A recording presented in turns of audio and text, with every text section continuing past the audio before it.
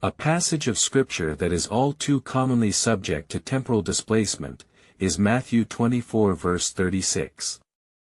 When predicting his coming in judgment, via the Roman armies, on apostate Judaism, Jesus stated, "But of that day and hour, no one knows." This he declared not in reference to his second coming at the end of time, rather, in context, the reference is to the day and hour of his near coming in judgment of which he was prophesying.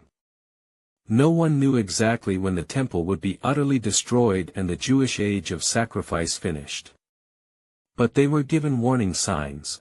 When you see Jerusalem surrounded by armies, then know that its desolation is near, Luke 21 verse 20, and more importantly, the general time by when it would take place, within that generation. The doctrine of the second coming is elucidated in Hebrews 9 verses 26 to 28, speaking of Christ as follows. He has appeared to put away sin by the sacrifice of himself. And as it is appointed for men to die once, but after this the judgment, so Christ was offered once to bear the sins of many.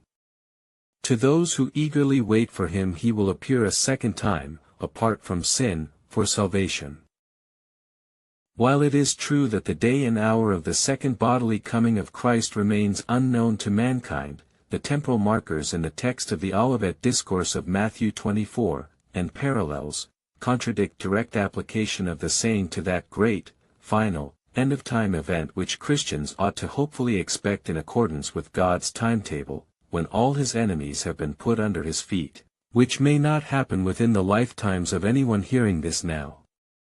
Not to dare prognosticate on the matter, but it looks like a long-term proposition, as God gathers in the multitudes of his elect.